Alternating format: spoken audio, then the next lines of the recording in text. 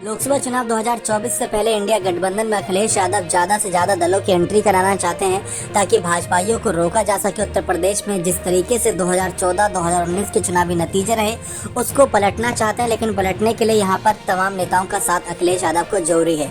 क्षेत्रीय नेताओं का साथ भी जरूरी है, कुछ ऐसे नेताओं का साथ भी जरूरी है जो उभरती पार्टी का साथ दे रही हैं। इसमें सुभाषपा की बात कर रहे, जनसत्ता दल की बात कर ले, इस बार उन पर बहुत ज्यादा नजरें रहने वाली हैं कि लोकसभा चुनाव में उनकी क्या भूमिका रहेगी। इस बीच राजा भैया की बात करें तो राजा भैया हमेशा अपने बयानों को लेकर, अपने कामों को लेकर सुर्खियों में रहते ही हैं। तो आप सभी को बता दें कि राजा भैया ने समय समय पर ऐसे बयान दिए हैं मायावती अखिलेश को लेकर, दुश्मनी को लेकर, जो कि चर्चाओं का विषय रहे। दरअसल जैसा कि आप जानते हैं कि राजा भैया को मायावती ने अपने सरकार के दौरान जेल भिजवा दिया था, जो उनके काम थे जिसकी वजह से।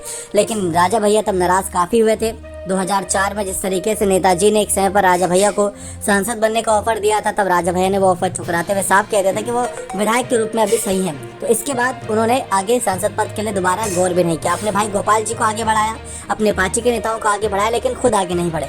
इस बीच बात करें अखिलेश से दुश्मनी की, तो जैसा कि आप जानते हैं 2022 के विधानसभा चुनाव के वक्त अखिलेश यादव ने कुछ ऐसी बयानबाजी कर दी थी कि कुंडा में कुंडी लगा देंगे जो नेता है उनकी।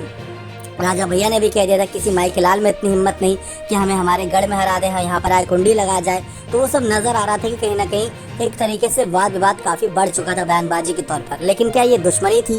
क्या अखिलेश से सचमुच राजा भैया अब भी नाराज हैं? सवाल यहाँ बनता है। तो जैसा कि देखा जाए, हाल ही में 1-2 एमएलसी सीटों के चुनाव भी होने थे, वहाँ पर राजा भैया से मदद भी नहीं मांगी अखिलेश यादव ने, जबकि ये जानते हैं कि अखिलेश के पास इतने विधायकों का साथ नहीं था। उसके बावजूद भी उन्होंने राजा भैया से मदद नहीं मांगी।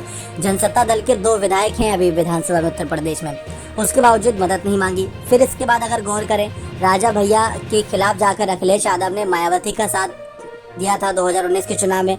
तब अखिलेश यादव चाहते थे कि राजा भैया का साथ उन्हें मिले, वो बसपा के सांसद का साथ करे आगे उस सीट के लिए। लेकिन तब राजा भैया ने वहां पर इनकार कर दिया था और सबने देखा था प्रतापगढ़ सीट पर क्या रिजल्ट रहा था। बहुत क्लोज फाइट थी बीजेपी और बीएसपी के नेता के बीच, लेकिन बीजेपी वो सीट जीत गई थी। अब इसके बाद फिर अखिलेश यादव से दूरी बढ़ती चली गई, लेकिन राजा भैया ने उसी वक्त ये बयान दिए थे कि अगर हम किसी पार्टी के साथ है, रिश्ते मधुर है तो अच्छी बात है, और अगर हम साथ भी नहीं है तो इसका मतलब ये नहीं कि दुश्मनी है। ये विचारों की लड़ाई होती है और इसको यहीं तक सीमित रहने दिया जाए तो बेहतर है। ये दुश्मनी नहीं है और हमारी किसी से दुश्मनी नहीं है। राजा भैया ने साफ कह रखा है, कहा है कि राजनीति है, विचार मतभेद सब चलते रहते हैं, लेकिन दुश्मनी किसी से नहीं। और ये साफ संकेत दिया भी था राजा भैया ने जब नेताजी का निधन हुआ था, तो अखिलेश यादव से आकर मुलाकात करी थी, बात करी थी, सहानुभूति दी थी उन्हें। तो उस तरीके से साफ हो गया था कि राजा भैया अखिलेश के बीच ऐसी कोई दुश्मनी नहीं जो मिटाए ना मिटे।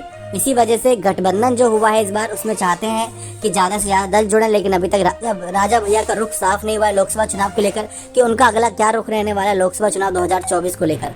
अब देखना रहेगा दिलचस्प कि क्या रहेगा आने वाले वक्त में उनका फैसला। बने रहे चैनल के साथ। बहुत बहुत धन्यवाद।